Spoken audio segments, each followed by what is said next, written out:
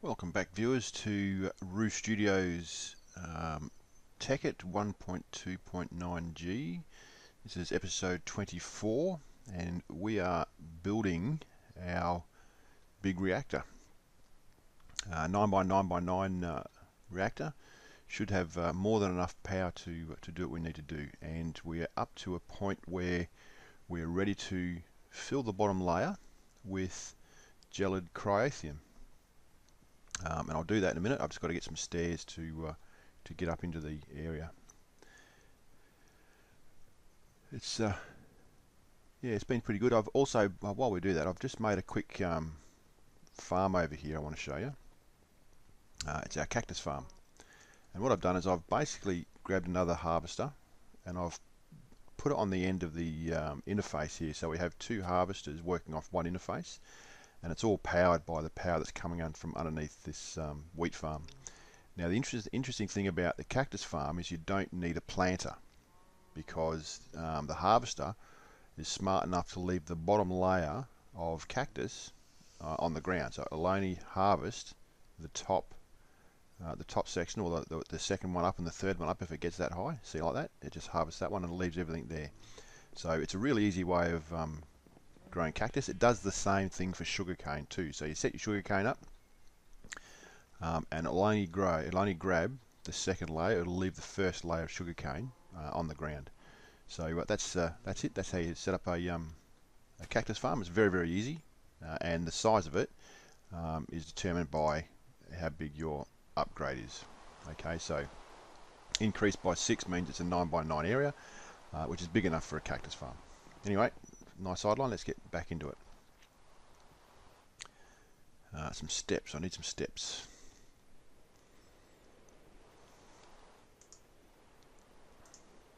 Let's clear that. That'll do. Oh, I did it again. Darn it. I keep holding that shift button down and making myself a stack of items. Okay, back out here. Let's turn this rain off.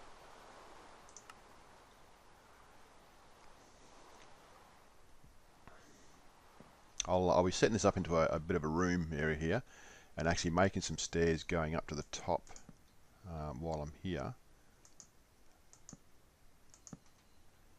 But I'll just do it for that for now. So now what I'm going to do is I'm going to fill,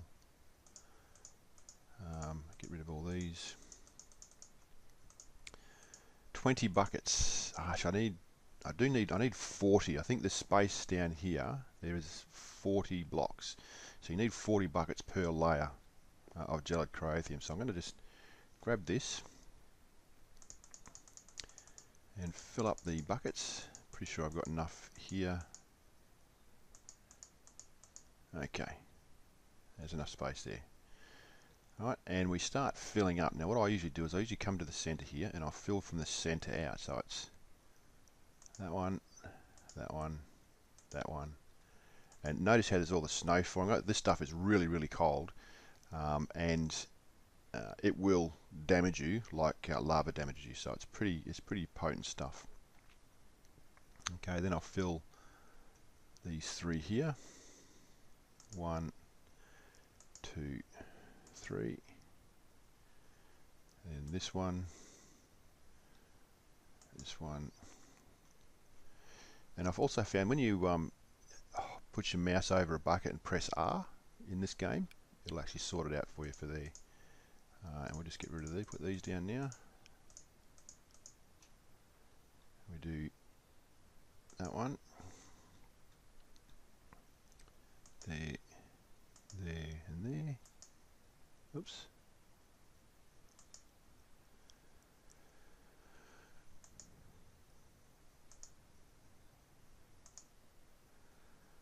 Okay. And R again. Oh, back out of that.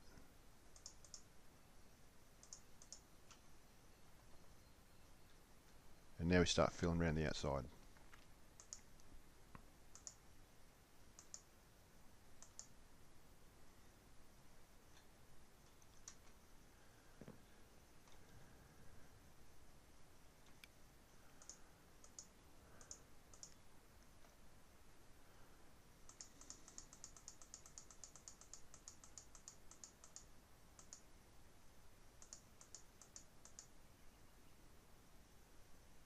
Yeah, see, we're empty. We're empty of gelochrothium now, so we have to make some more. But this will get us started. I'll be able to put this layer in and actually start the reactor up, which will be kind of handy for us, and we can start getting our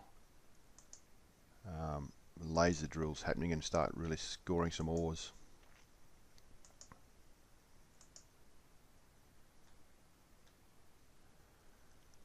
I think it's that one there.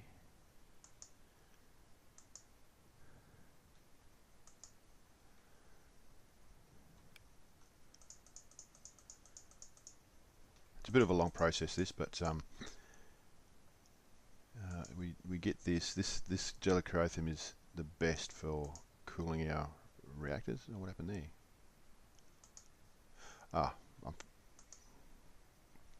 I'm hitting the access port. That's why it was giving me a funny GUI.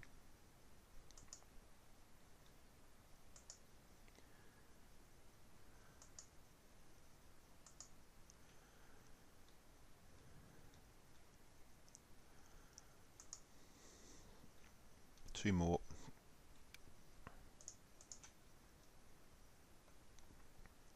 One there and one there. Okay. So that's the first layer done. Now we can finish building our reactor. I have the stuff in my tool bag here. Maybe not there, maybe in this one. Here it is. That. So I need all those. Okay. Oops. Don't throw your bag away. So we'll just keep building our layers up.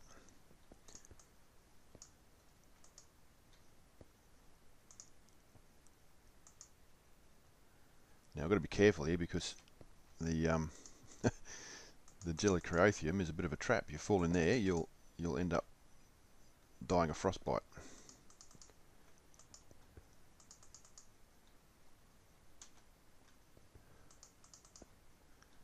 Alright, and our fuel rod.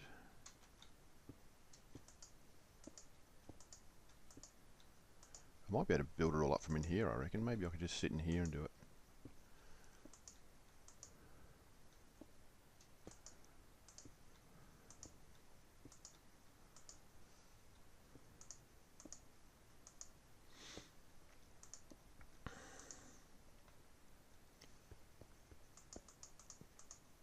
Ah, I hate doing that. I may end up losing this one. As you can see, it's really tough glass to break. Oh, I got it back. Awesome. Be careful, Dean. Alright. 1, 2, there.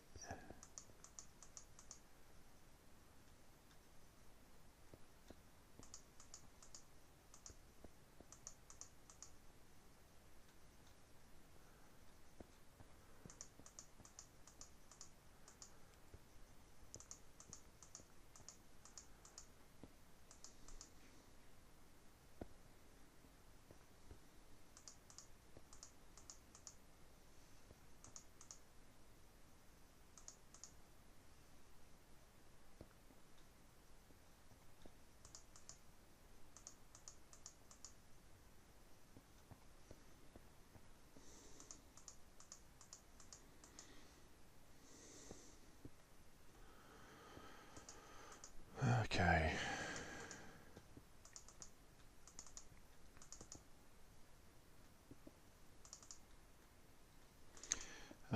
I got a few comments yesterday from some guys that were playing on my server, wondering if it's dead or not. My server's not dead. It's Roo Survival. I'll put a link in the description down here. It's not a Tekkit server. It's 1.11.2.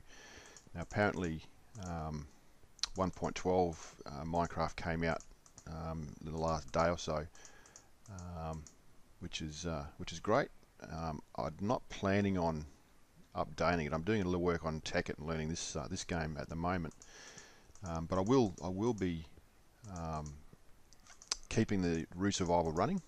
I'm just going to transfer it to my own server. I have a dedicated server now for purely for Minecraft. I'll have more RAM allocated to the game. It'll be a dedicated server, so I won't be sharing it with hundreds of other games. I'll have a server for Tekkit for this map, and I'll have a server for Minecraft 1.12, providing I can get all the plugins that I want for it. Which is what usually happens. The game's servers usually update within a couple of days of the release coming, so we can so people can get their plugins all squared away. So there's a little bit of news for you. So for all those people that have been playing on my server, it's not dead. I will be keeping it running, but I'm going to save myself quite a lot of money in putting it into my own server, running it off my own, running it from my own home.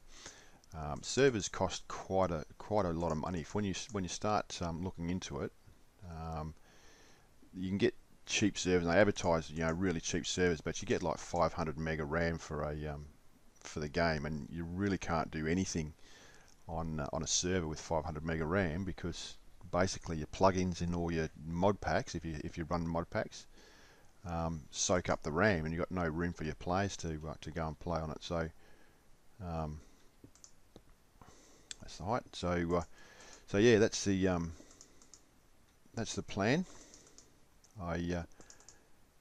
I'll be having my own server probably in the next week or so. I reckon I'll have it up and running, and I'll transition it across from there into a 1.2.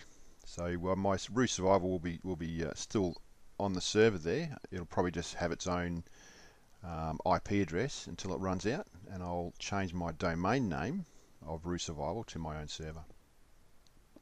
So to all those friends that I've made in my server, don't worry, it's not dead.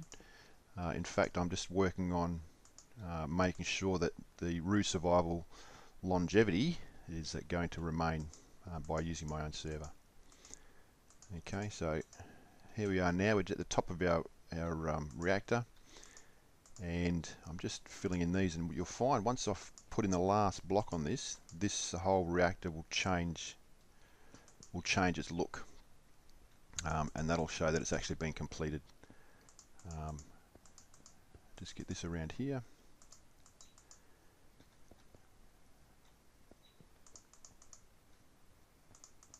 Okay, so we've got 3 more blocks now. When I put this block here in, if you keep an eye on the edge of the casings, you'll see that it'll all turn into one big block, and they'll call it a multi-block build. So I want to put that in there. Here we go. See, changed. So now we have a reactor that will potentially work for us. Okay, and all we need to do is come around here. I need to get some Yellorium and pop in there, and I'll get a chest to place over there so I can capture the cyanide ingot. So just bear with me. We're going to need a couple of stacks of Yellorium to start it off. Now I'll start it up, but I won't leave it on until I get our lasers done. So that'll be the next job, and I'll dedicate a full episode to lasers, because there is a bit to know on those. It's not hard, just a little bit to know. So a chest and some Yellorium. 6 should do it. Eventually I'll remove this chest, and I'll pipe in the input output to this reactor into our network system, so that when we go mining for the Yellorium, or we get Yellorium through our laser drills, it'll convert it straight to ingots, and it'll feed it straight into here when it needs it. So we won't have to worry about manually putting this in. So now we're going to feed this into our system, and you'll notice that once it goes in, see the Yellorium start filling up in the fuel rods. Okay, and we have 25% full here. So what we're going to do is we're going to fill this up. There we go, we're full. So we put that in there. That'll last a while now. Okay, and we are ready to start this puppy up. All right, so what happens now? The temperature will skyrocket through the roof, because it is a big reactor, and we don't have enough coolant in there yet. but I'll show you what we can do to regulate that. So we start her up, and there we go. So you can see it slamming up through the temperature wirings. Now, it's not doing too bad. Okay. Waste is 4 millibucks per ticket. That's good for us because we actually need cyanide ingots here. So that's not too bad. That's interesting that it's only given me 1500 degrees for that size. That's pretty good. So it's giving us 22,000 RF per tick. So 22 kilo RF per tick, which is good, which is enough to run our laser precharge, our laser drill. And you'll find after a while we'll start getting cyanide ingots in here. Okay, and that's it. Our reactor is up and running, giving us a good amount of power, and we'll be making some more gelid cryothium to fill this up. This will actually be full by the time we're done. And we'll get on now on our next tutorial with setting up our laser drills and start automating our ore production, which will be absolutely brilliant.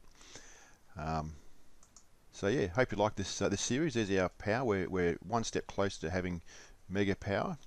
Once now that this is done and we start getting our gelid up, we'll start getting our materials together to make our turbines and get that up and running. We'll keep an eye on this too. Temperature's still going up, but I've had this running constantly at 3,500–4,000 degrees Celsius, and it's been fine. So it's pretty good. I'm happy with that.